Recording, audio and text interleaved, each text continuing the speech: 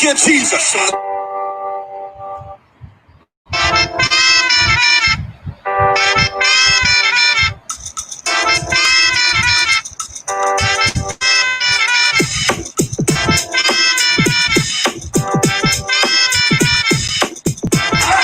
Thank you, Jesus.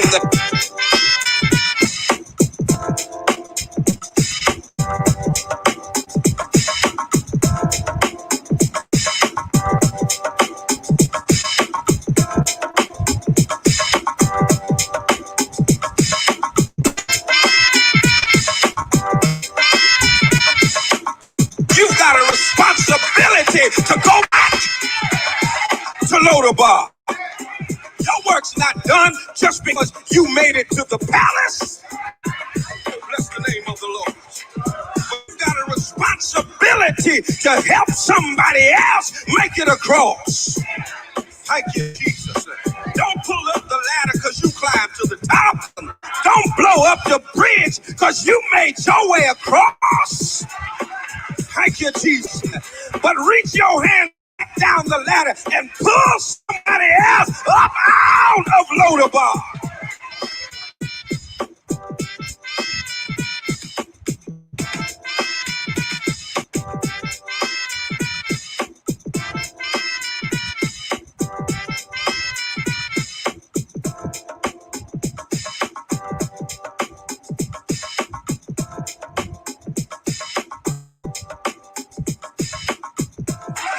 Thank you, Jesus.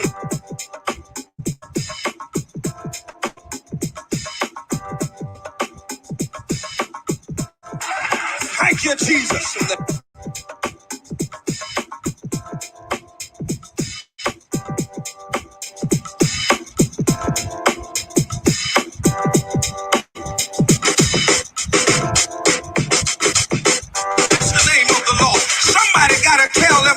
It's all right if you got it now, just hold it for me. I'll be there to get it after a while. Oh, bless the name of the Lord. Thank you, Jesus. You've got to make up in your mind that what God has for me, it is for me. I might not have it right now. I may not get it next week. You might try to stop me from getting it. But if God said it's mine, I want you to know after a while, I'm going to get what belongs to me.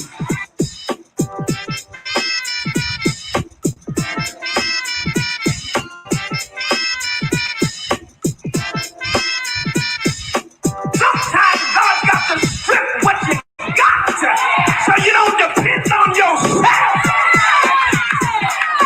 He got to take away from you so you understand how to depend on El Shaddai. Come on in here.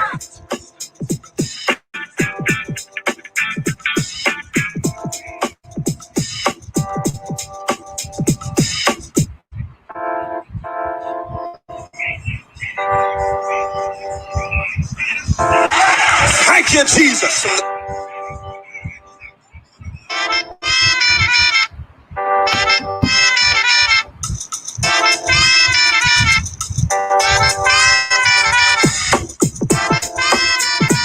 All right, let's go. Thank you, Jesus. Good morning.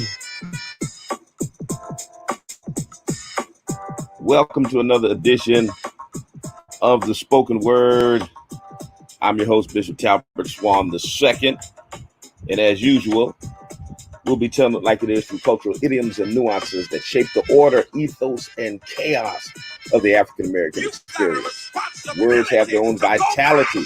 They shape their own consciousness, create their own context for interpreting social and spiritual reality. The spoken word contains the power to reshape the landscape of society. 2 minutes past the hour of 9 a.m. on this beautiful Monday morning, the Monday after Father's Day. I want to wish all of the dads out there a happy belated Father's Day. And I hope that your Father's Day went well and they appreciated you as they should. I keep reminding y'all that Father's Day in the Black community is an opportunity to honor fathers. It is not a soapbox to talk about deadbeat fathers and your baby daddy, and how he don't take care of his kid and all of that kind of stuff. That ain't what this is. That's not what this is about. Okay, this is about honoring our fathers that are out there on their grind every day, doing what they're supposed to do, take care of their children and their families. And I feel bad for your situation, but don't try to make every situation your situation. All right. All right. So just let's be fair. Now on Mother's Day, regardless of how many bad mothers may be out there, we don't spend Mother's Day talking about bad mothers, talking about mothers that are on drugs, talking about mothers who don't take care of their children, mothers who, do this and that. We don't do that, and we shouldn't. We give the proper respect to our mothers and we honor them. But somehow in our community, when Father's Day roll around here, y'all think that's a venting day. You think it's time to vent about your baby's daddy and all of this and that. And no, we honor our fathers. All right, that's what we do. So to all of the dads out there, kudos to you for what you do every day. I want to honor Father Fred Swan. I want to honor my Uncle Talbert Swan, for whom I'm named, who's been like a father to me all of my life. I want to honor my brothers, Fred, Jonathan, and Patrice, all excellent fathers. I want to honor my sons, Tyler, Trey, and Talbert, all excellent fathers. And I want to honor all of my brothers out there that are just doing what comes naturally to a man. Being that priest, that provider, and that protector, taking care of their families, their spouses, their communities. We honor you. So in honor of you, I'm going to play this song, Daddy Talks, some wisdom coming from the father. And then I'm going to get right into our conversation, talking today about police accountability. And some of you know that in the city of Springfield, our city council is prepared to sue the city to bring about true civilian review and oversight. We're going to be talking about civilian review of the police. I'm going to have several of our city councilors on. Tell a friend, tell somebody that the bishop is on the air, no matter what social platform you're on. Like, share, subscribe, send those hearts up. Do what you need to do. Right after this, we're coming right back. Stay with us.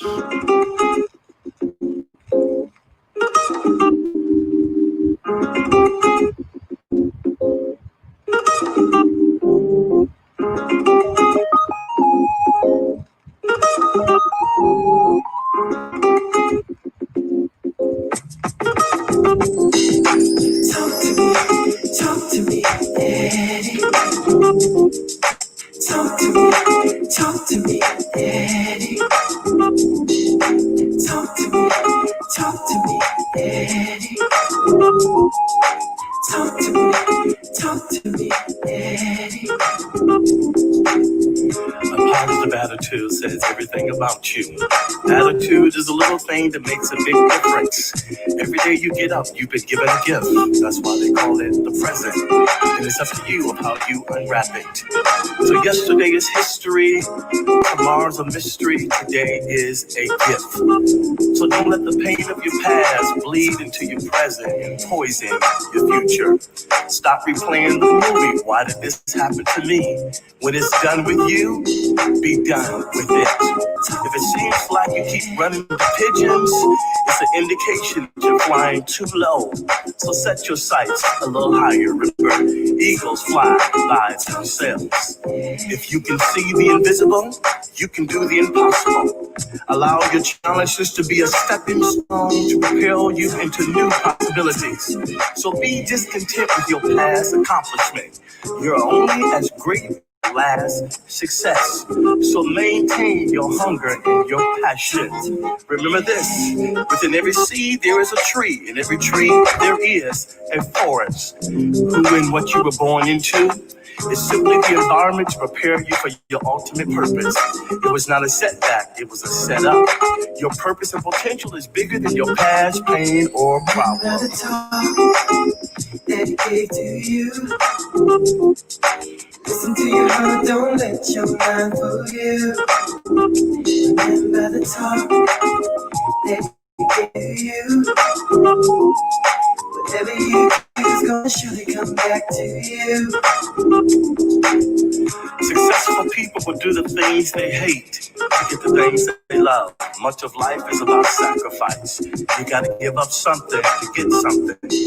Success is not about what you've accomplished, but it's what you have overcome. For it's the test that you pass in life which qualifies you for the next level. You have to be willing to face your challenges and overcome them. Most people drive 12 miles a year moving forward.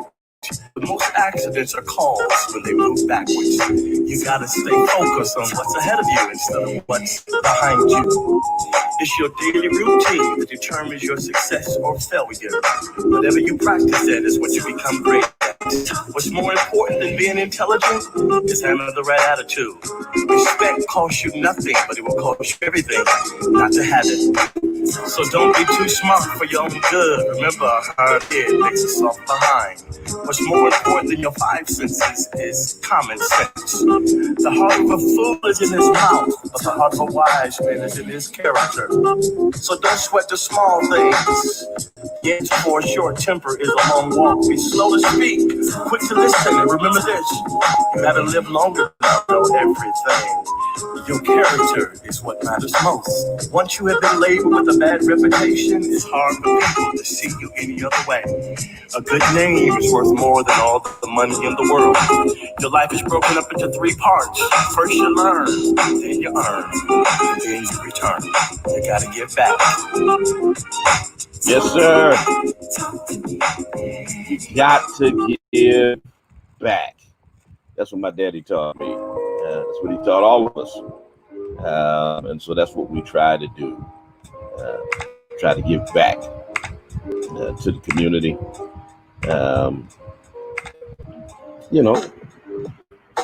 Best we can.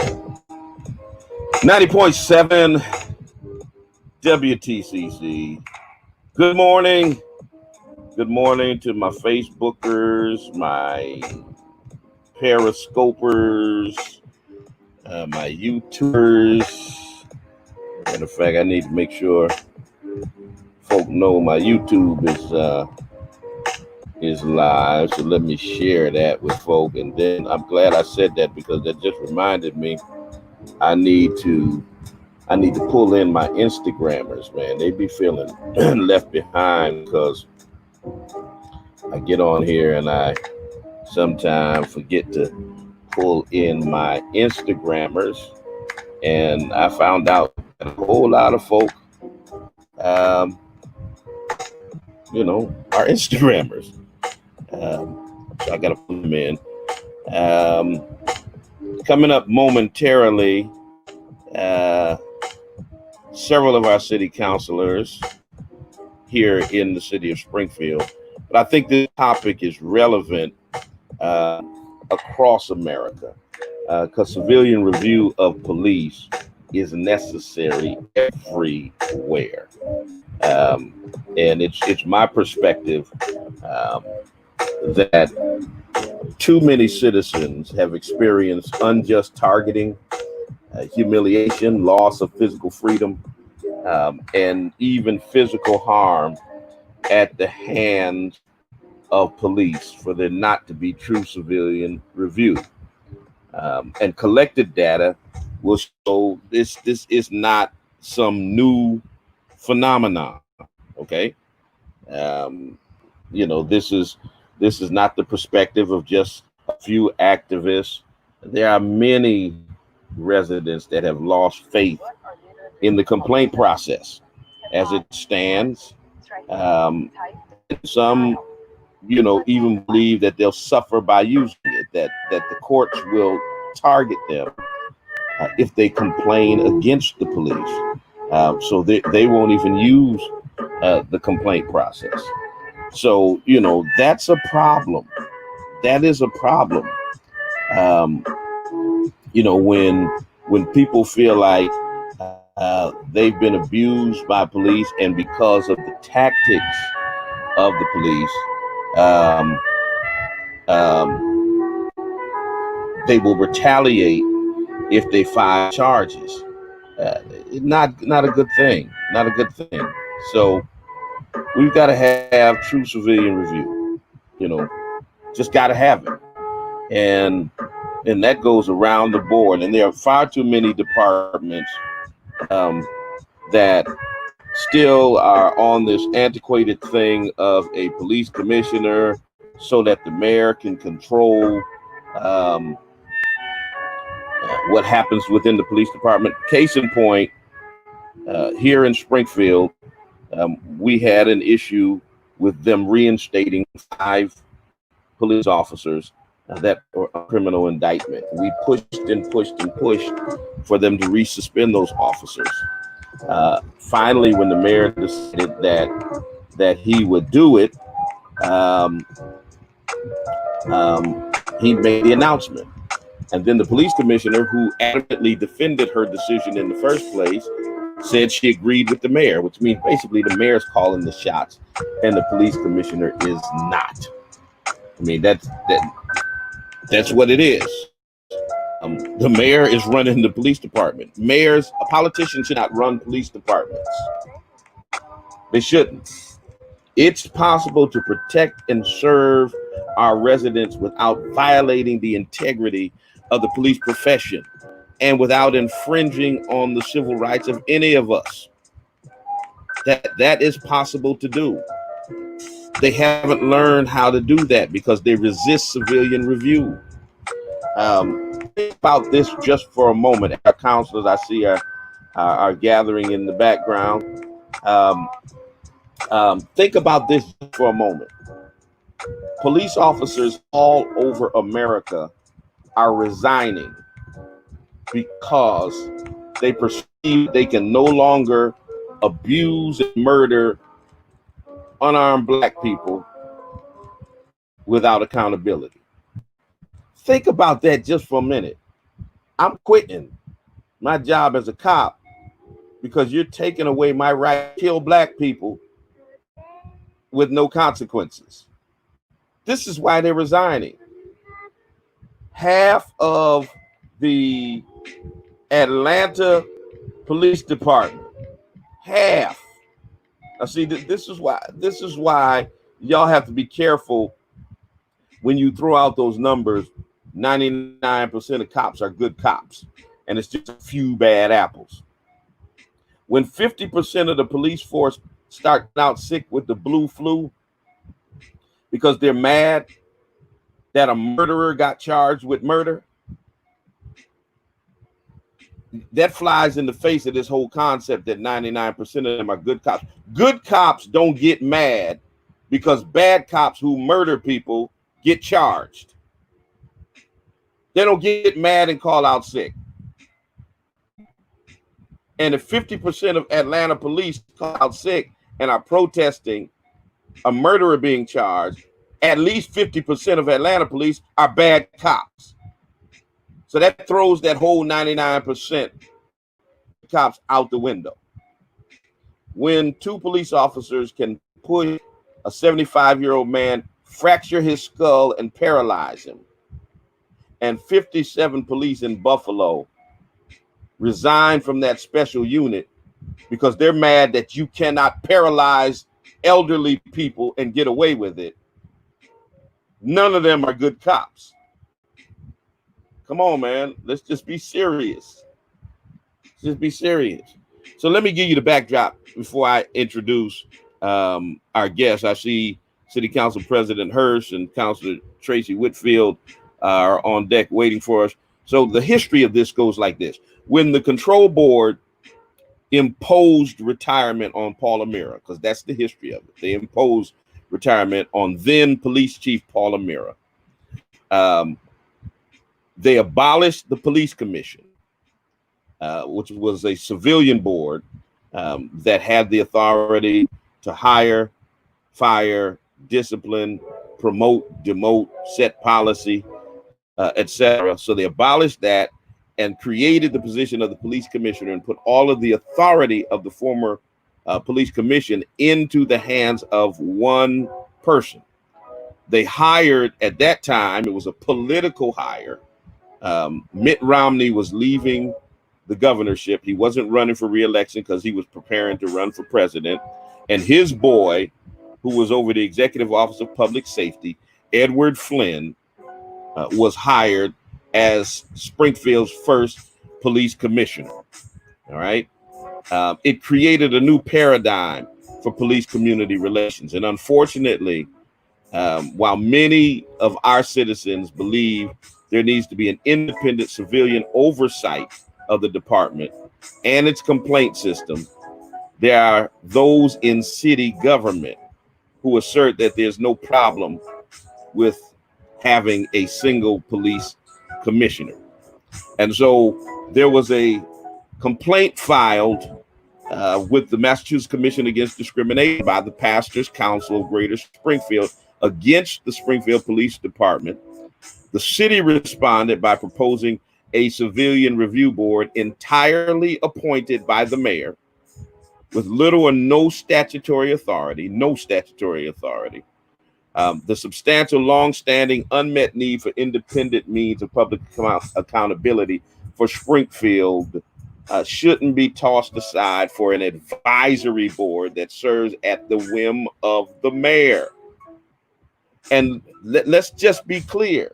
They try to pretend that this complaint review board was their creation. Remember the history, and I know that many listeners don't remember the history. If the Pastors Council of Greater Springfield had not filed a complaint against the city, against the police department with MCAD, they never would have even created this complaint review board. They were trying to avoid any level of civilian oversight, even the appearance of civilian oversight, and they were forced to do it because a complaint was filed against them. So don't let them fool you about what we got and what we do. The intention was to never have any level of civilian review. So with that little historical backdrop, let me bring on our guests. I've got the president of the Springfield City Council, Mr. Justin Hirsch. Hey, Justin, what's good with you, man? How's everything? How's it going? Everything is going well, Hope you had a good Father's Day. Yes, I did. It was relaxing. Sometimes you need it, especially considering everything that's going on. I hope yours was good as well. It was good. I see you were out on the golf course. You got to try and steal a game in when you can. With so much going on, it's always difficult to get out. So, it just gives everybody else an opportunity to beat the city councilor, which is, that's not hard to do, but they certainly did it on Saturday. All right, I understand. Let's see. I've got with me City Council member Jesse Lederman. Jesse, what's happening? Good morning, gentlemen. Good morning. What a great way to start our week. Yes, sir. Have you entered the ranks of fatherhood yet? I have not. You're working on it, though. We expect it in the near future, but we got a couple more career developments, hopefully. We'll see. Couple more career developments. All right, man. Don't be taking too long now. Don't get him in trouble, Bishop. I'm just saying, man. You get a certain age, you might need a little help. I believe that. That's fair. That's fair. Well, I'm appreciative certainly of the many fathers and father figures in our city, including the two of you, who do great work to make our city great. And I've got City Councilor Tracye Whitfield. Tracye. Good morning, gentlemen. Happy belated Father's Day. I know I sent both of you a text to have a great Father's Day, but I'm just glad to be here amongst the gentlemen. It always seemed to be the case. All right. Well, good morning to each of you. So you all are in agreement that there needs to be civilian oversight of the police to establish the principle of police accountability by investigating, hearing citizen complaints on police activity, ensuring that citizens' grievances have a place to turn and a place where it will help discourage police misconduct. You passed an ordinance in 2016, I believe again in 2018 to that effect.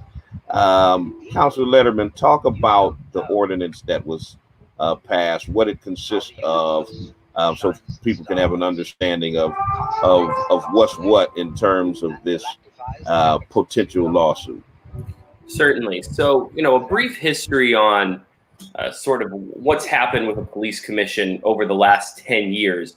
Of course, a police commission used to exist in the city of Springfield, as Bishop may have gone over prior to me jumping on.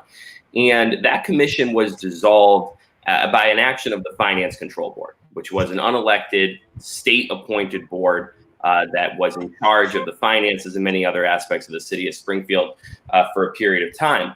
And that action came as a result of looking to try to streamline things from a financial perspective, and came out of a report that was commissioned by that body.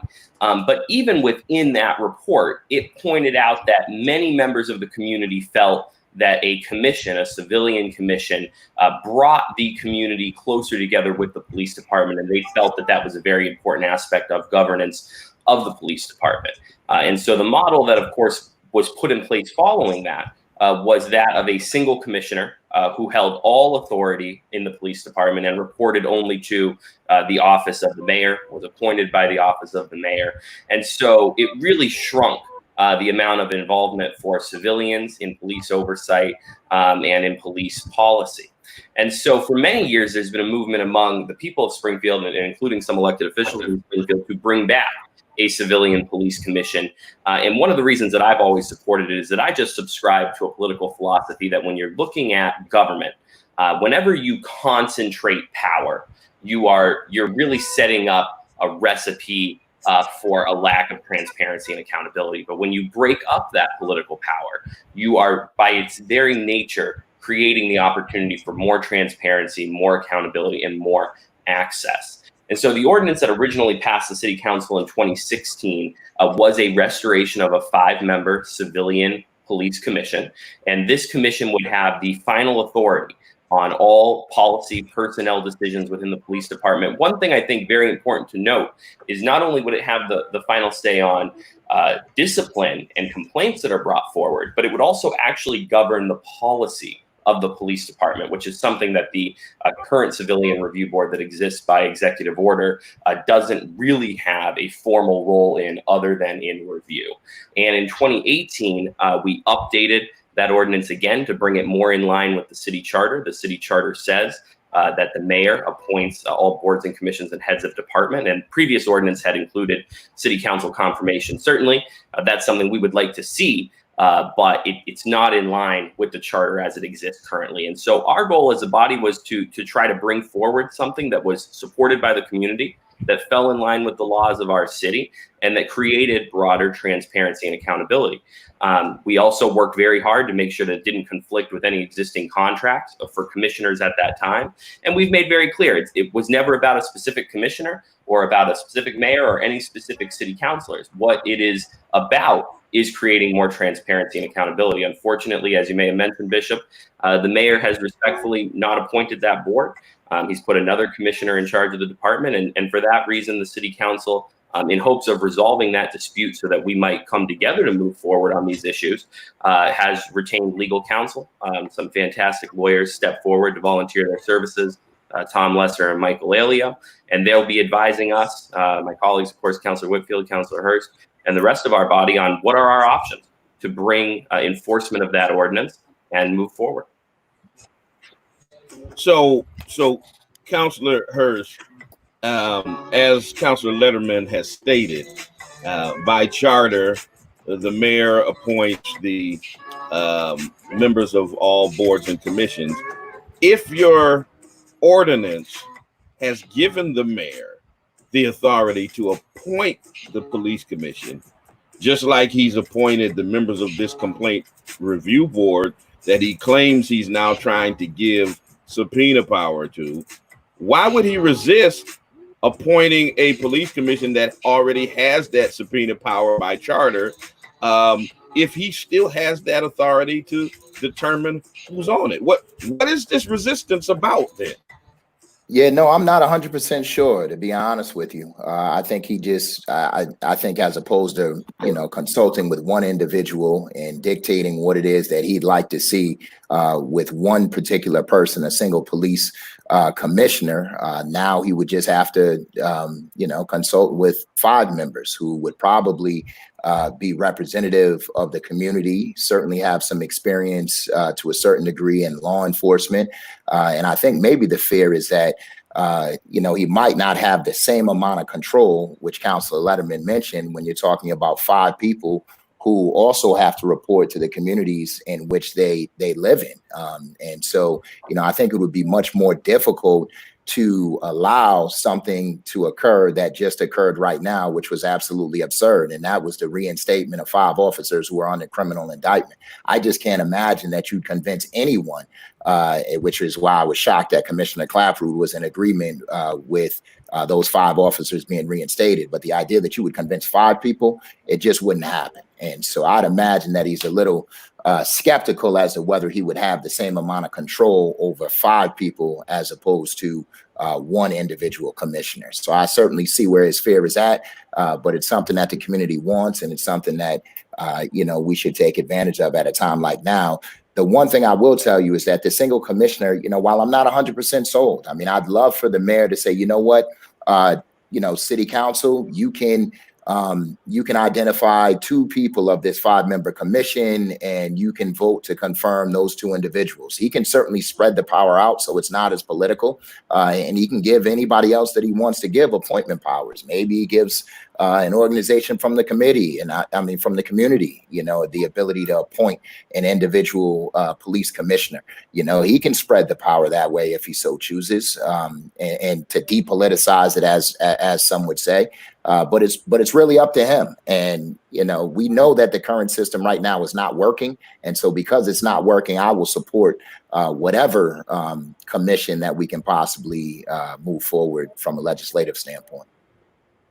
Well, that's not unheard of. I mean, recently, the Casino Advisory Board came into existence, and by agreement, by host agreement, the mayor signed off on an agreement that allowed 3 persons to be appointed by the casino vendor, 3 persons by the council, 3 by the mayor, and 2 others by the various chambers of commerce.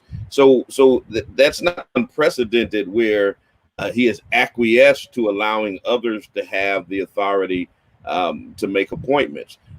Councilor Whitfield, Councilor Hurst said that he was surprised that Commissioner Clapperud agreed to, or made the decision to, reinstate these officers. But then when the mayor made the announcement that they were being resuspended, she said she agreed with the mayor. So herein lies my question and my concern. If the commissioner is truly running the department and she makes a decision to reinstate the officer, When the FBI says take them off the street, she said, I'm just going to keep them inside. She has repeatedly, publicly defended her decision to reinstate the officers.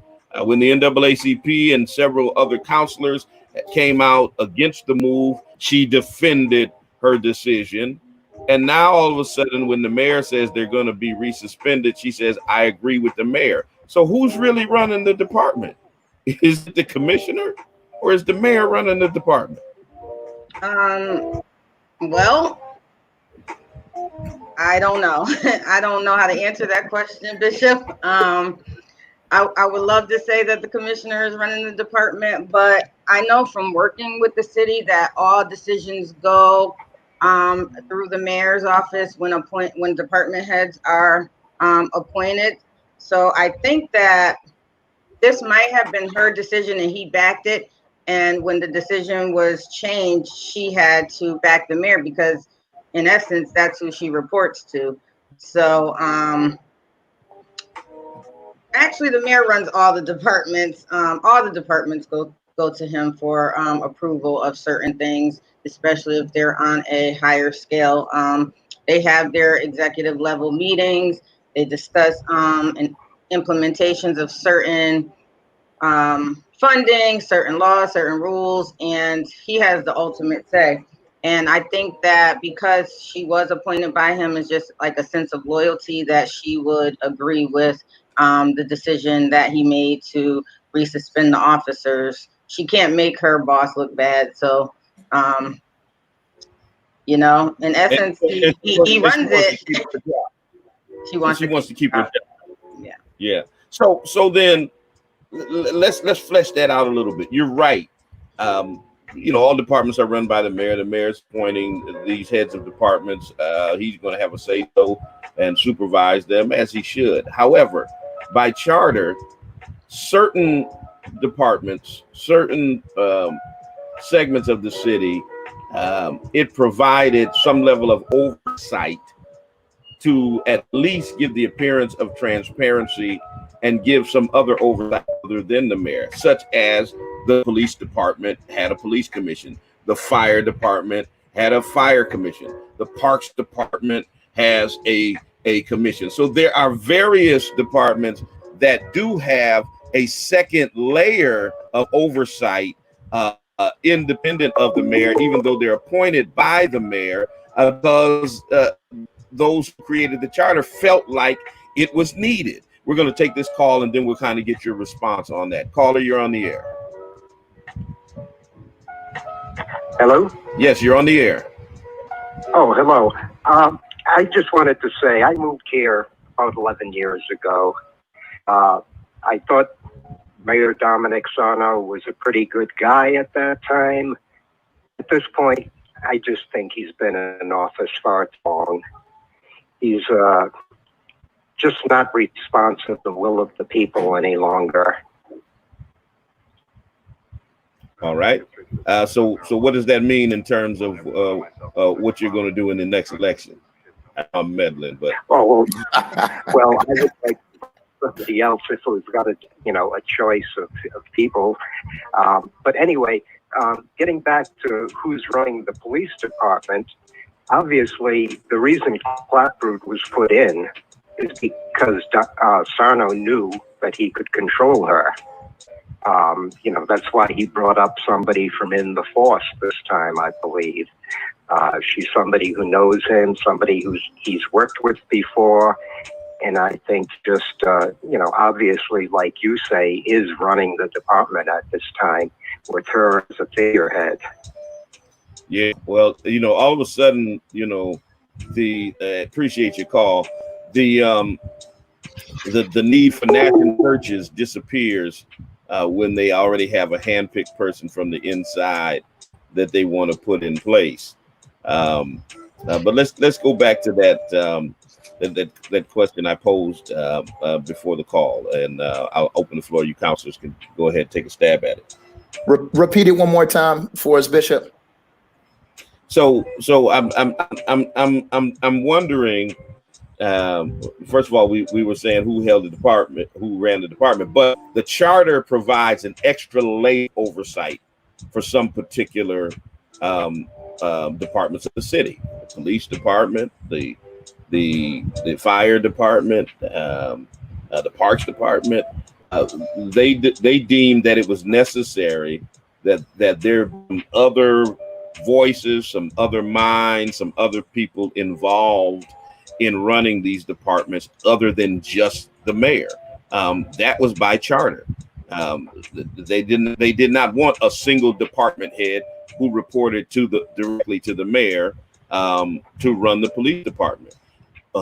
Why then now is there this resistance to that? Because obviously there are certain departments where it rises to the level because of the importance of transparency with the public, that they have an oversight commission. I want people to feel what I feel. I want people to feel that energy that whatever it was. Yeah, it's on y'all. Well, Bishop, I think that it goes back to our original conversation around checks and balances. That's the reason why we have multiple branches of government. That is the reason why some bodies do have other oversight commissions. Of course, we hope that everybody who runs for office runs with the best intentions. I know for myself, my colleagues, it's a great honor and privilege to serve the city of Springfield. But one of the things that makes us a better body is the fact that, for example, on the city council, there are 13 of us, and we have different backgrounds, different experiences, whether that's professional or personal experiences, and we're able to come together and dialogue with that background in mind and be able to arrive at what we hope are the right decisions for the city of Springfield. And so that's why I was speaking earlier about breaking up the power, not just in the police department, but in any area of government. And I think that to your earlier point relative to who is running the department, we are seeing very publicly play out personnel decisions. And I think that represents some of the concern that many people have, including individuals who may be employed by the police department. I think that, everybody deserves a fair and transparent process. And I think that that's what we're hoping to put in place. Also, to the point about the opportunity for the mayor to acquiesce to additional appointments, I think that would be a strong message that a mayor could send. You are correct that in other boards and commissions, there has been that acquiescence, although it is not at this point legally required. It would set a strong precedent for the future. But what our goal is, or at least many of us, in terms of codifying this in the law, is we also want to recognize that someday the three of us will not be on the city council. Someday we may have a different mayor, and we want as much as can be legally upheld, codified in the law, so that there is not issues changing on the whim of who is in office. Right now, what is in practice is in place by executive order, and anybody could change that at any time with very little community input. So, I agree that hopefully once we move past this impasse that we are at, we may be able to discuss with the community, with other elected officials, trying to make sure we have the best system in place possible. But the reason for us retaining legal counsel is the fact that we've just come to the point where we're so stuck that the city council is not being allowed to exercise its legal authority. It's making it very difficult for us to advocate for our constituents, and we need the third branch of government, the judiciary, if possible, and if necessary, after we receive our legal opinions, to step in and essentially resolve that conflict and allow us to move forward. Bishop, you asked about the resistance for him wanting to have a police commission, and I think it's all about control. I mean, what else could it be? He wants to control the situation. He wants to control the police department. He wants to control the narrative. And we witnessed that last week when he didn't accept your invitation to the real roundtable discussion and created his own, where he didn't answer the community's question, but answered 3 or 4 questions that he chose, that he wanted to answer the way he wanted to answer. He wanted to control the narrative with the marijuana selection committee. So he put one city councilor on there, which was me, and the rest were department heads from the city. Even if I voted against anything, it wouldn't have made a difference. I know it was a fair process. We went through the process. It was a fair process, because I would have been a whistleblower or something if it wasn't. But But in the instance, there was no one from the community on the marijuana selection committee, and that's to select the retail marijuana establishments. And there was one city councilor, and he just approved another one, and I think that'll be coming out later. But it's always being in control, and I think that's the main reason that we're getting the resistance here, because he cannot control the narrative as easily with 5 people as he can with 1. And so I just wanted to directly answer your question on why I think the resistance is there. And let's be real, Bishop. He doesn't want to be held accountable. He doesn't want other people to be involved in the decision making. And the sad part about it is that you would think after so many missteps, he would want somebody else to take some of the responsibility for poor decision making. You would want somebody else to be involved in critical decisions that have such a significant impact on the community, because then it shifts from the mayor made this decision and it was poor to a group of 5 people within the community made this decision. And so the onus and the burden falls off of the mayor, certainly to the degree, certainly to a large extent. And so it would just seem to me that it would make sense. And if the mayor, whoever was advising the mayor, in my opinion, is doing a poor job, because now the mayor has an opportunity to embrace the community. And the fact that he chooses not to, considering everything else that he has done with respect to the police department has failed miserably, is beyond me. And it just shows the fact that, his stubbornness, is going to put the citizens of Springfield potentially in jeopardy, and it's going to put those officers that are doing the right thing in jeopardy as well. So, my hope is that with this lawsuit, potential lawsuit, that you'll see a change of opinion from Mayor Sarno, and he'll start embracing the attitudes and the desires of the community as opposed to fighting them so significantly. So there's certain things that I think any civilian review board should be doing. None of which this current Paper Tiger Complaint Review Board has done. I think they ought to be promoting community awareness as to the opportunity of citizens to file a complaint concerning police misconduct. They ought to be telling people how you get a complaint to us. They ought to be disseminating information as to how and where they can do that. They should be educating the public regarding their rights in dealing with the police. They should be making concrete recommendations about police policies, about procedures. They should be suggesting improvements in training. They should be alerting police administrators as the steps that they should take to curb abuse. They should be providing recommendations to how future abuse might be prevented. They should be holding regular meetings that are open to the public so that citizens, that representatives of organizations could voice criticisms. They could make proposals. They could introduce resolutions.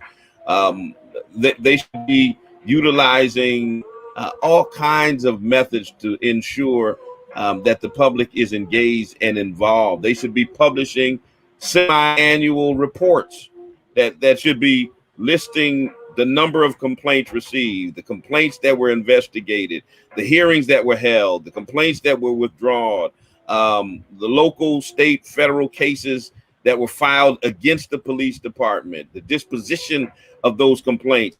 When's the last time you guys have seen a report, have been invited to a meeting, have heard anything out of this complaint review board that the mayor keeps tooting his horn about? That nobody seems to know that they exist, what they do, when they filed a report once upon a time, and then they filed another one like 18 months later, and then the public has never been aware of any of these reports or this information that they have. Have you guys, as the legislative body of the city, been in communication with this complaint review board? I actually have.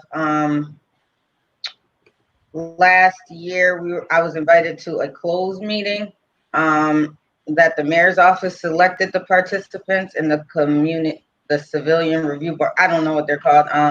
hearings board was there, and the mayor appointed another female to the board because it was only one. It was Pastor Gail Hill originally, and then someone else was added to the review board.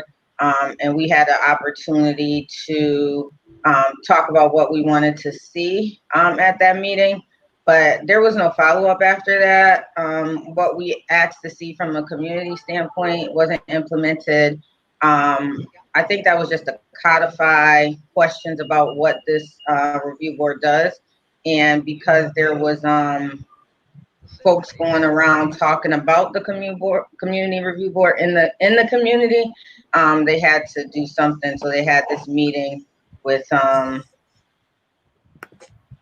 Black folks from the community, and I haven't seen any changes. I don't see them educating the community on anything. I don't see them publicizing anything. I haven't seen any reports. I haven't seen any of the asks from that meeting. So I'm not really sure what the benefit is of having this community police hearing board, because even if they make a suggestion, which that's all it is, based on internal investigations or a misconduct complaint, doesn't mean it has to even go any further than what they suggest. So I don't think now, once that's again, meaningful. You said that you were invited to something last year, and I'm sure, I'm just speculating, it was in response to something that the community was complaining or something like that. Here's my thing. Why is it that the only time we hear from these entities or from the administration around these issues is when there's some type of civil unrest, some type of incident that happens? Why is it always in response to something, as opposed to not a matter of policy and transparency to consistently communicate with the community? And we got to wait till a George Floyd gets murdered before we have another roundtable, when the last roundtable was a year ago with no follow-up from that roundtable, and now we have a roundtable, a year later in response to this. Why is administrative reactive and not proactive? And once again, have you other counselors heard from this complaint review board?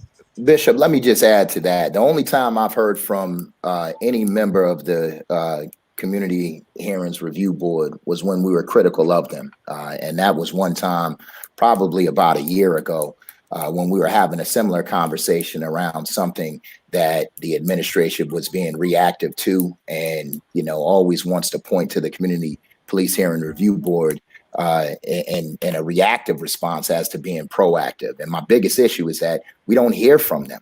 And the idea that we don't hear from them is problematic in and of itself. There are a ton of issues that have happened in the city of Springfield over the course of the last 4 to 5 years.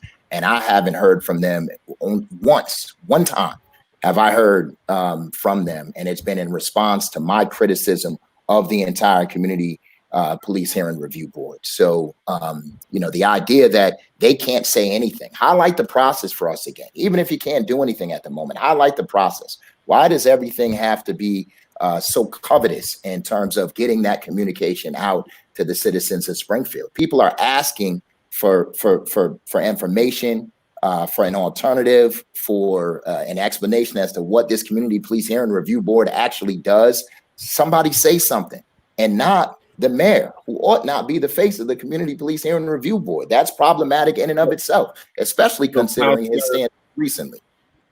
I think if I'm right, you're the senior member out of the 3 councilors that are on here. How long have you been on the council? 6 years. You've been on the council 6 years, and you said you heard from the complaint review board one time. One time I heard from the chair, and that was in response to my critique of them. Now, don't get me wrong. I've heard Denise Jordan on a couple of occasions defend the Community Police Hearing Review Board, but I have yet to hear from the board themselves. And I know she played a role on there. I know she was I think at one point in time was the administration's sort of representative on that board, and helped to spearhead some of the information and collecting of the data and so forth. But the board itself, I didn't hear from. And Bishop, if I might, I would submit also to the conversation that, part of that is unfortunately structural, and that's part of the issue. This board exists almost exclusively to hear complaints and to submit a recommendation to the commissioner, and it's up to the commissioner as to whether or not they want to follow that recommendation. Not only that, though, it's up to the commissioner what complaints they actually hear, because they don't hear all complaints. And this is part of the structural problem. So certainly we agree that the board that is in charge of essentially civilian oversight should be out in the community, should be having those conversations, promoting it. I am sure that there are members of the Civilian Review Board that we all know who have good intentions, but unfortunately, that board has not been given the mandate or the charge that it should have. And a civilian police commission would have more of a mandate or a charge and leave open the opportunity for more community dialogue as to what their role should be. And one other thing I would add to you, because I know we may be coming up closer to the end, is another piece to this conversation that some of our colleagues have highlighted in the debate, is not only should people be concerned about civilian oversight of the police department to ensure a fair process for both the people that are served by the police department and the officers, as Councilor Hurst said, who are doing their job and doing the right thing. But the other piece that should concern every voter in the city of Springfield and every resident of the city of Springfield is the fact that the city council is the duly elected legislative body of this community. We are the representatives of the people that elect us. We have certain roles and responsibilities in government. And for the mayor to essentially selectively enforce the laws that he is comfortable with and ignore another law that has been put in place, properly voted on, his veto has been overridden, for him to ignore that law because it doesn't suit what his particular viewpoint is, should be concerning to everybody. So not only do we need to resolve this to move forward with this very important conversation, but what about the next very important community issue that comes up, or another aspect of this important community issue? The people have sent their representatives to City Hall. The City Council is the closest elected body to the people, and we need to be able to do our job. Absolutely. That's very Trumpish of him to decide what law he wants to obey and which law he doesn't. For those that are listening over the air on WTCC, I forgot y'all can't see the number, 413-337-1867, 413-337-1867. You've got about 3 more minutes if you want to chime in or ask a question on the program. So yeah, that in essence, Councilor Lederman, is the crux of the matter, that there's been an ordinance passed by the duly elected legislative body of the city. It is the law, and the mayor, with the support of his sycophantic city solicitor, have determined that they don't have to comply with the ordinance. They don't have to comply with the law, and so they're thumbing their nose at you and going ahead with the current structure. Even the current structure is illegal, and so there are those who will try to criticize you for any legal action against the city. But at this point in time, what alternative do you have? So let me just add to that, Bishop. I think you're spot on. I think Councilor Lederman, in raising the issue of what happens when the legislative body puts a law on the books and the executive branch chooses not to enforce the law because they feel that it's invalid. There needs to be an opportunity for folks to get that particular issue adjudicated so that we know and can settle once and for all who is right and who is wrong on this particular issue. And this is not going to be the last issue that 2 different branches disagree on. And so the idea that you said that the solicitor and the mayor, or that the solicitor was the mayor's solicitor, unfortunately, is what we are dealing with. The solicitor is also appointed by the mayor. And so anytime there is a legal disagreement, it would only behoove the person who is appointed by the mayor, the person who receives his job from the mayor, to side with the mayor. And so for us to, in turn, get around that, our only alternative is to retain our own legal counsel to help us, give us a second opinion. And I promise you, we're dealing with something similar when it came to the district chiefs and whether residency was applicable to them. I disagreed with the solicitor wholeheartedly on that issue and wanted to ultimately see it adjudicated, but had a very difficult time getting around our solicitor. And you know, I happen to have a legal degree, and so you know, I'm certainly able to do some things that maybe some of my other colleagues might not be able to do in terms of identifying when someone is wrong. I felt as though the solicitor was wrong, or at least it was up for discussion. And so when that occurs, we as a city council need an alternative. Bishop, when I joined the city council in September of 2018, this issue was talked about so much because I think it was December of 2018 when the veto override was passed. And so we kept talking about it. And I said, well, what are we going to do? Because we keep talking about this issue, right? We know that we set the precedent. We said we were overriding the mayor's veto. This law should be implemented. I said, what? Because I don't have a law degree. I didn't know what to do. And so I asked the council in a committee meeting, what can we do instead of keep talking about this over and over again? And I think it was Councilor President Hurst that said, we have to have our own lawyer. And so I'm like, what are the steps to get it? Okay.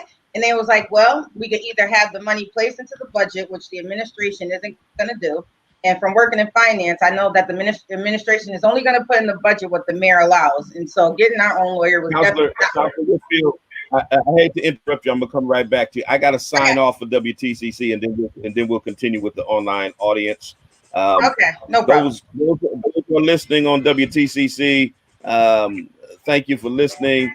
And until the next time I talk to you and you talk to me, always remember God loves you, and so do I.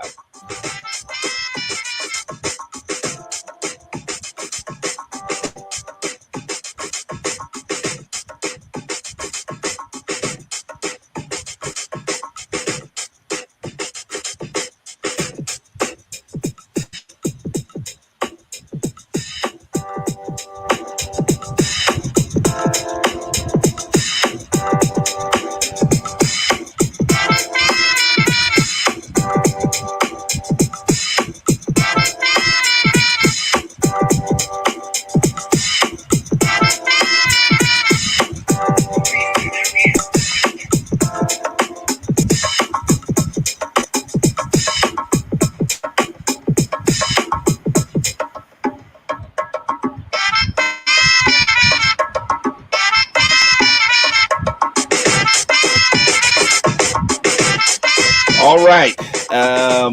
So continue, Councilor Whitfield, and then I before you guys leave me, I've got a question to ask you that's really based on something Councilor Hurst just said.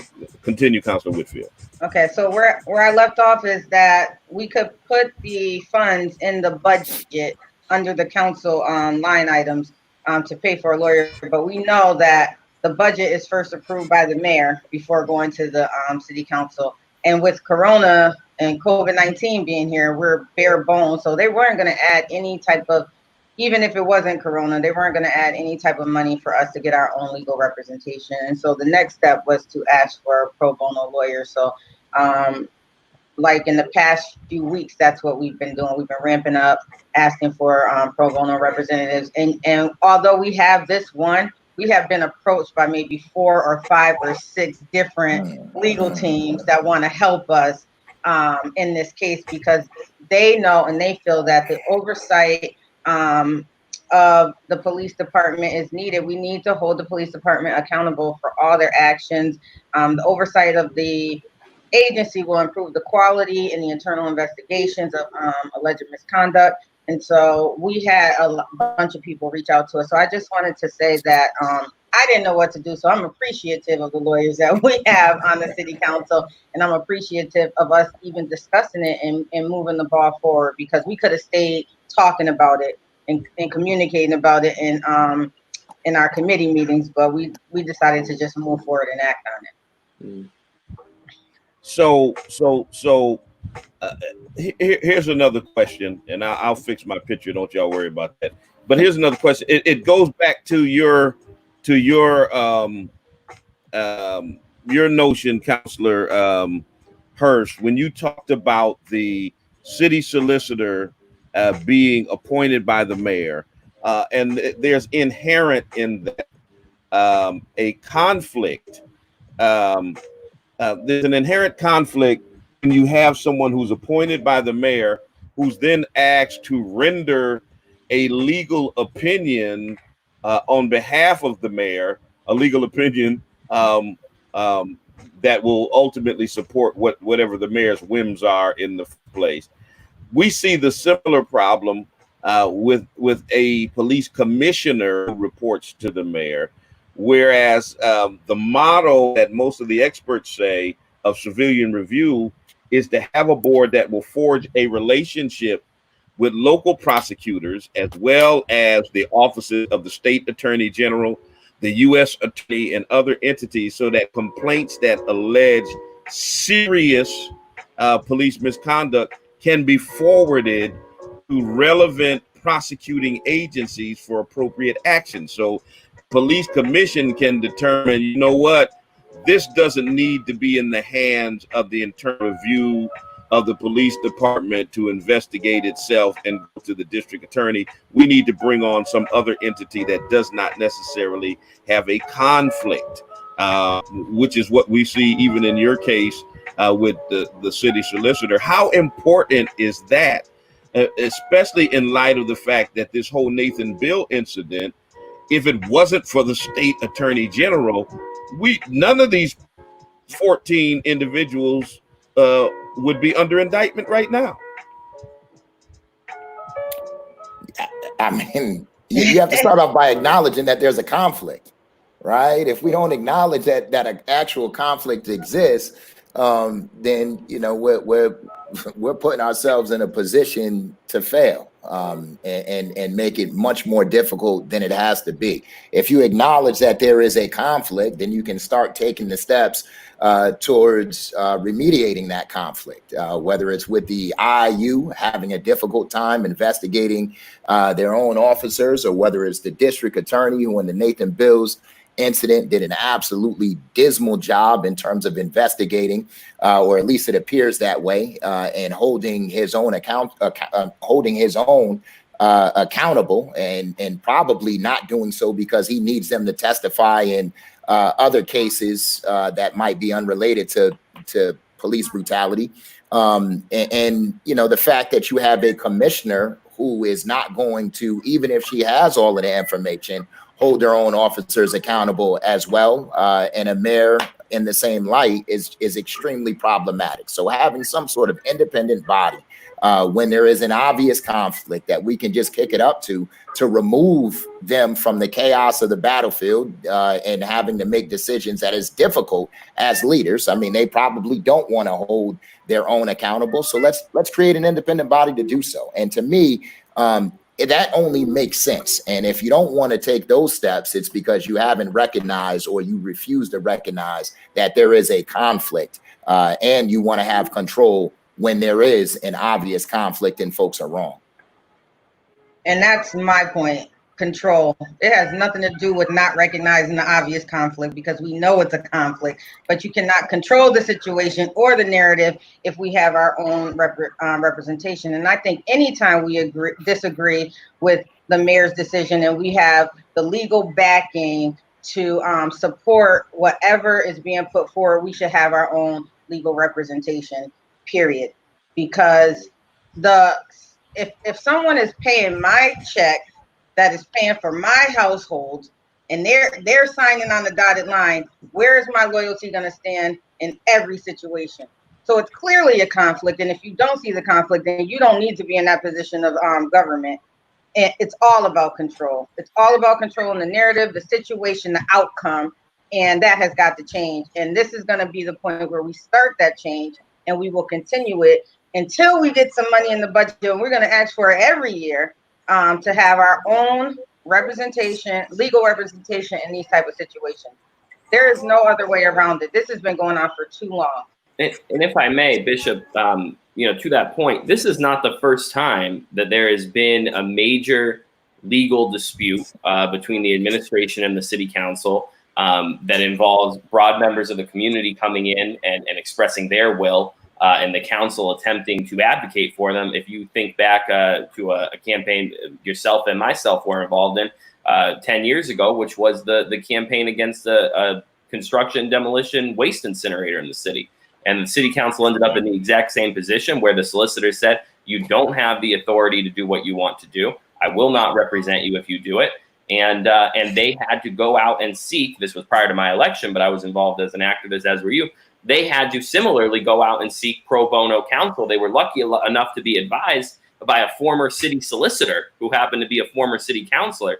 But this represents a real breakdown in local government. The fact that the city council does not have legal representation which is exclusively advising the city council. And let me be clear, we have some very fine attorneys in the law department. They have helped us with many different issues that are not as controversial. When we request assistance, of course, Attorney Davis, who we later appointed to become our city clerk, other attorneys who have done excellent legislative drafting with us. We appreciate them, but ultimately they answer to the city solicitor who answers to the mayor. If it was up to me, what you would have is a city solicitor who is in charge of the legal representation of the city of Springfield.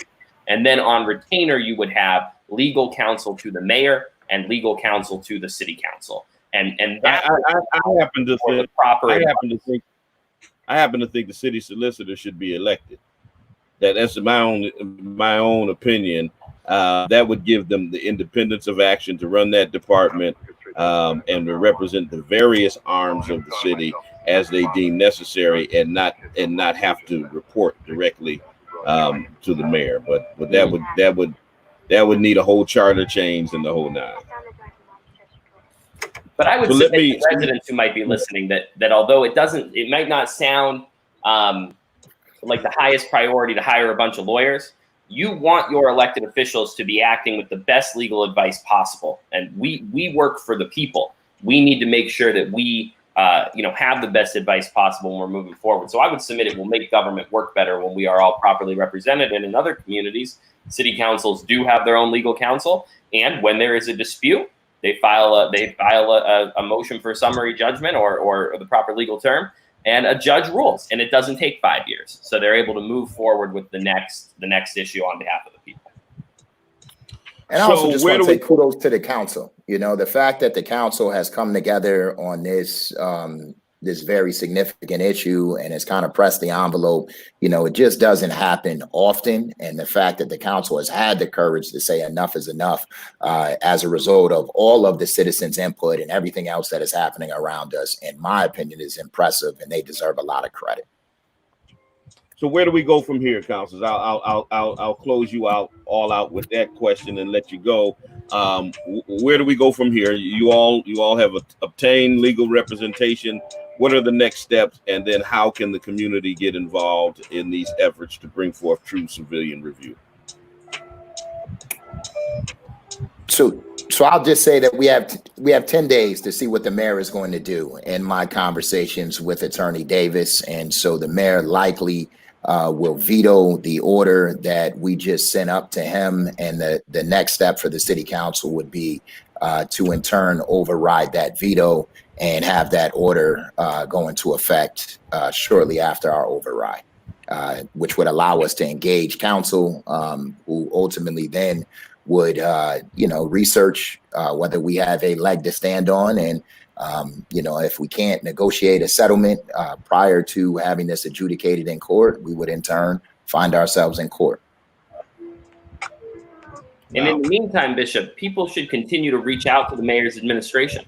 The mayor still has the opportunity to do the right thing here, to acquiesce to the authority of the council and engage with the council as to how we can even further improve the ordinance that we may have passed. So I encourage folks, reach out to the mayor, let him know you support an independent civilian police commission, and ask him to work with your elected representatives in the city council to be able to put this in place. Obviously, if we can move forward with that process, that's what we'd like to do. But I will be very clear. I will not hesitate to vote to sue the mayor over enforcement of this ordinance, because I think it is key to making sure that we actually have the will of the people seen in the city of Springfield and move past this impasse.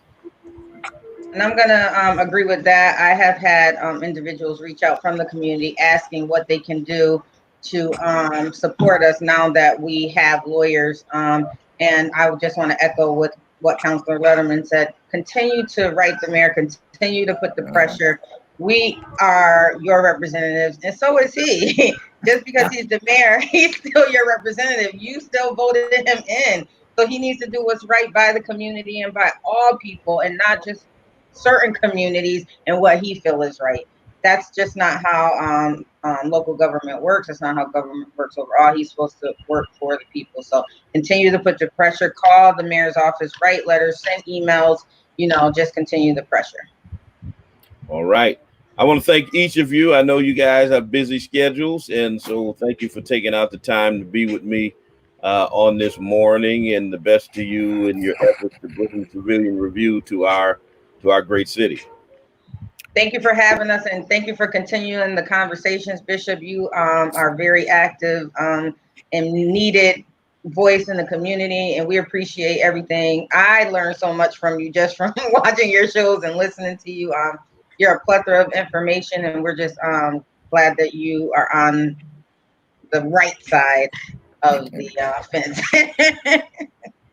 I try real hard. I was about to say we need you, Bishop. We need you to keep fighting on behalf of the people that you represent, which are our people as well. And you're doing a phenomenal job. And for some of us who are new to this, whether it's protesting or whether it's just being vocal against what is wrong in the city of Springfield, having your advice and watching your leadership is just, it's a great thing to see from myself. And, you serve as an advisor for many of us. Yeah, you give me a lot of courage, so thank you very much. Yeah, Bishop, thank you very much for having us on and helping us also to do the community education. One piece is this has been going on for so long. While there are many who certainly have expressed support for the police commission, there are others who are still looking for more information about what that proposal looks like. And so this is really key for us, and certainly your efforts and advocacy, not only on this issue, but issues across the board, always appreciative. And I'll look forward to the day too, when we can, be able to attend some more events at your church. Certainly COVID-19. I know you have some great annual events I've had a chance to attend in the past, and we miss them. We're looking forward to coming back together with you and your congregation, and of course, the NAACP. All right. Thank you so much. I'm sure we'll be talking again very shortly. Take it easy, everyone. All right. Have a great day, everyone. Thanks. All right. Those were our illustrious city councilors, our city council president, Justin Hurst, city councilor Tracye Whitfield, city councilor Jesse Lederman, talking about their efforts to bring about civilian review here in the city of Springfield.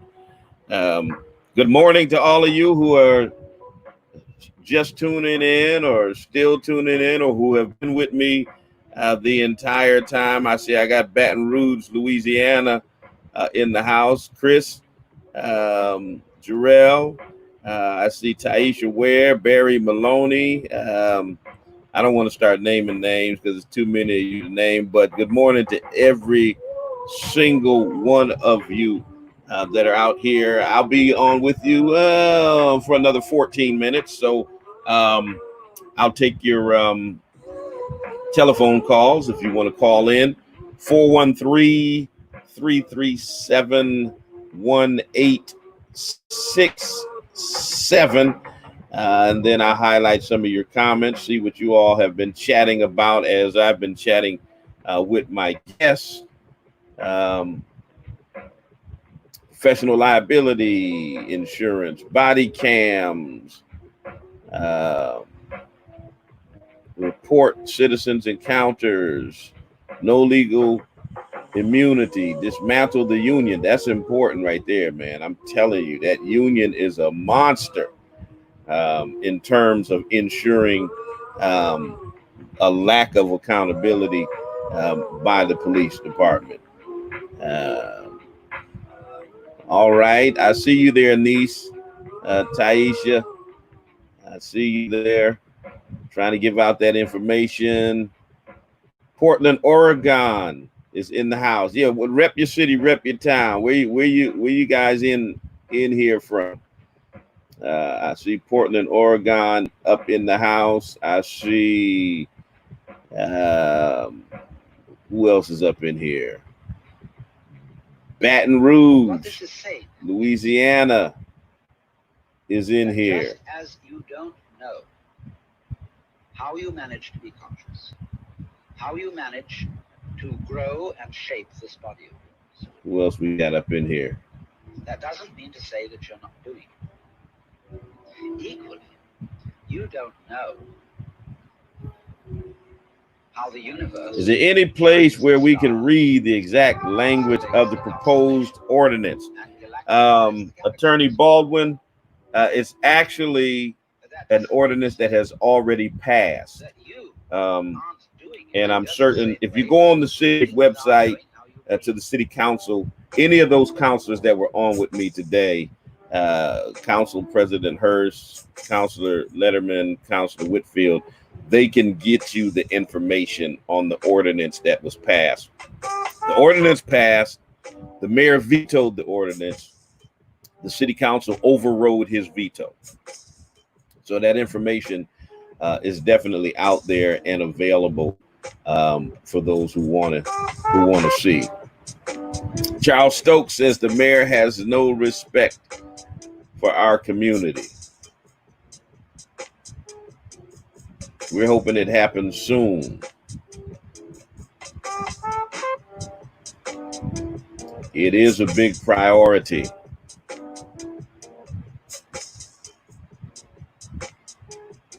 We need to break up the monopoly of power. You know, but that requires a charter change. If you want to move from the strong mayor form of government, it would need a charter change, which is a massive effort. It's not an easy thing to do. The number of signatures you have to get from registered voters, then you have to have it on the ballot in an election, et cetera, et cetera. It's the last time the charter was changed to the current system was in 1961, I think it was. And that effort was spearheaded by former Mayor Charlie Ryan, who was the first mayor elected under the strong mayor charter after he led the effort to change the charter. There has not been another successful effort to change the charter since then. And I'm not saying that we shouldn't. I'm just saying that if that's something that you all want to do, you have to understand the sacrifice and the effort it's going to take to do it. And as Joe Madison always says, the difference between a moment and a movement is sacrifice. Are we willing to sacrifice our time, our talent, and our resources to make these things happen? That's the question. What are we willing to sacrifice? Acknowledge the conflict.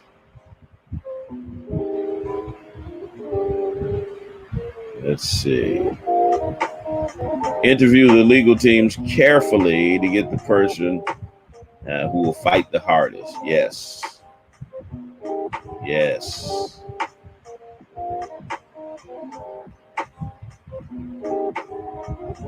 How do we get the world out there in regards to the police commission?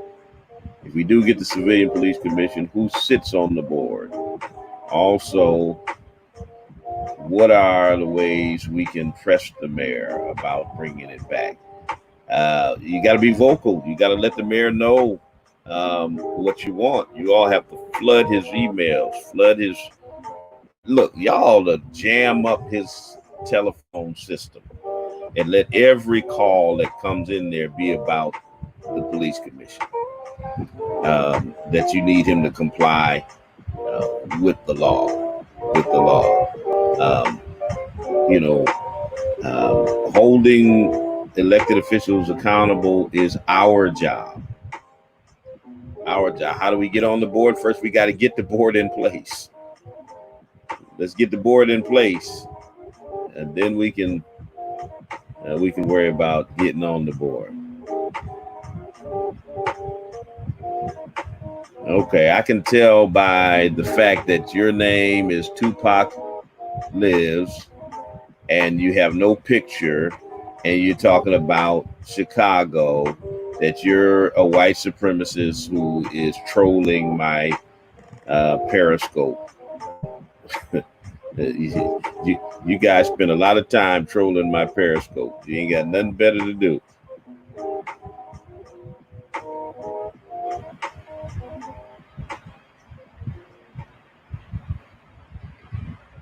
Here's another one, no picture. Deborah, where's your picture? And what does Obama have to do with a police commission in Springfield? Some of y'all be all over the place, man. Stay on task, stay on point. All right? Stay on point.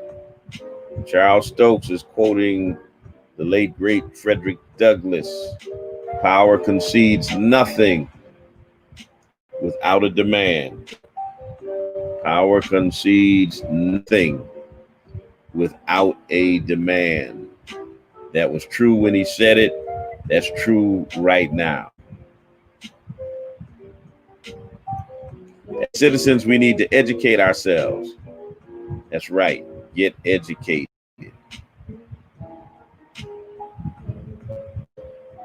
Okay, information. That's a good question. Information on joining the local NAACP. Go to our website. It's NAACP Springfield.org. NAACP Springfield.org. Okay. Our virtual meeting will be tomorrow, and you'll see information will pop up on my social media sites as to how to Zoom in to those. We have those every fourth Tuesday. Right now, we're doing them virtually because of COVID-19. Under normal circumstances, we hold those meetings at the Spring of Hope Church. But you can go to naacpspringfield.org. There you can click on information about membership. And you can join. You can actually pay your $30 membership right there using PayPal to become a bona fide member, and then just get involved. Come to the meetings, get involved in subcommittees. We'd love to have each and every one of you that are inclined to get involved and to give us of your time, your talents, and your resources. We'd welcome you to be a member of the NAACP. The law school has a new Center for Social Justice. Really?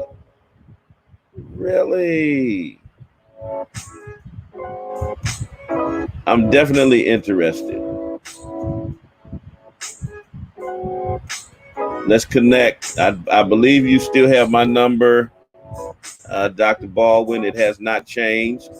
So definitely, let's connect and let's make it happen. Let's make it happen. Let me see what my wife wants. She knows I'm on the radio, but I'm sorry, y'all. Hello. Yes.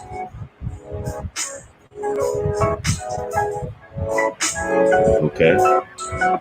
All right. Not yet, but I'll call you back.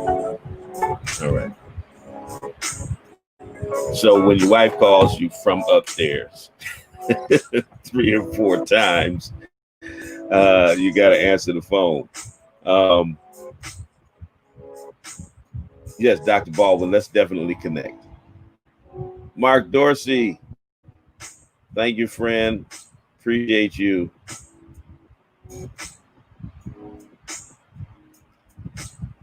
Appreciate you. I'm sure we can find out other information from the counselors. I know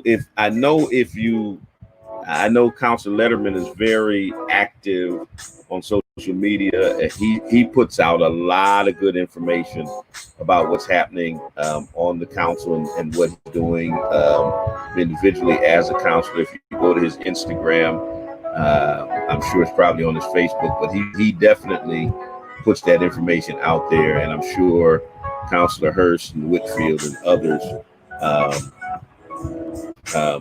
would be readily available to provide you the information that you might need. So listen, let me get this graphic up here because I got to close out this program. I got all kinds of meetings. I don't know why they pick Monday as the meeting date for everything, but listen, there is, here it is. Let me get this number out of here. And let me get this graphic up because I make my music, you know what I'm saying? I want people to feel what I feel. I want them to feel y'all need to be down with this right here. Yeah, that's all it is. Because I make it straight from the heart. So it's like to be taken for anything else. Do y'all see this right here? I'm inviting every one of you to come out to the Bishop's barbecue. The family is coming together. There's going to be no raisins in the potato salad. Okay? Just truth served hot off the grill. We're going to be having conversations about race in America for the next 3 Wednesdays at 9 p.m. We'll be streaming live here on Facebook and on YouTube. Some of the most brilliant minds in America. Okay? Y'all don't want to miss it. Y'all don't miss it. For real, for real. So just look at the lineup. I mean, look at the lineup. Okay? I got Dr. Freddie Haynes and Bishop Rudolph McKissick this Wednesday at 9 p.m. Monsters. Peace. I mean, great preachers, great pastors, actively involved in their communities. Y'all don't want to miss. And those of you all who were at Dr. Haynes here for one of our Freedom Fund banquets, you all have been requesting him ever since. And guess what? We're doing our Freedom Fund virtually this year on the same date that we were going to have the banquet on September 17th. You just won't get a meal. You can cook your meal and eat it during our Freedom Fund virtual symposium. He is going to be the keynote speaker at that as well this year because you guys kept asking us to get him back. But he's going to be with me this Wednesday at 9 p.m. with Bishop Rudolph McKissick. I got Pastor Michael McBride of Live Free, Mass for the People. He just testified before Congress as a police brutality survivor, talking about defunding the police. Pastor McBride is going to be with me. Actress Alyssa Milano. How many Charmed fans do we have out there? She's going to be with me. The Reverend Nelson Rivers III, who was the community engagement director for the National NAACP. Now he works National Action Network. Very connected, well-respected activist down in Charleston, South Carolina. He's going to be a guest with me. Tim Wise, I've had him at my lecture series several times. You all know him. Author, anti-racism activist Tim Wise is going to be one of my guests. Dr. Keisha Blaine, a renowned academician, author. You can catch her columns in the Washington Post and various other publications, powerful pieces that she continues to put out there to the public. She's going to be with me. And Karen Hunter, Sirius XM, the Karen Hunter Show, a professor at Hunter College. I've had her at my lecture series as well. She's going to be with me as well. Listen, y'all want to be with me the next 3 Wednesday nights at the Bishop's Barbecue, right? We're serving up truth hot off the grill. Trust me, you don't want to miss it. Y'all need to get that graphic. Y'all need to share that graphic with everybody. Because listen, man, it's going to be off the chain. For real. I mean, seriously, I ain't bragging or boasting. I'm just saying that it is what it is. That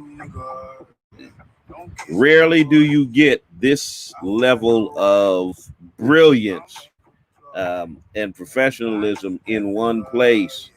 So take advantage of it. We got it happening right here. Everybody can be a part of it. So join me for the Bishop Barbecue. You're invited. You can bring Pookie and Ray them and whoever. You got to bring your own drinks. Bring a dish, whatever the case may be. But it's Wednesday at 9 p.m. We'll be streaming live. I'm working on one more guest. I'm hoping that we can get him on. I'm trying to get see if I can add Dr. Michael Eric Tyson to the mix, and that'll complete my cadre of experts. But you guys don't want to miss this, okay? Right, family? Listen, so check me out again Wednesday. Tomorrow at 6:30, NAACP monthly membership meeting. On Wednesday, the Bishop's Barbecue is happening. Thursday, we do Bishop Swan live, as we do every Thursday. And then on Sunday, we'll be streaming live our worship celebration at 11 o'clock a.m. So I got to get out your way. Always a pleasure to be with you, Springfield. Until the next time I talk to you and you talk to me, always remember, God loves you, and so do I.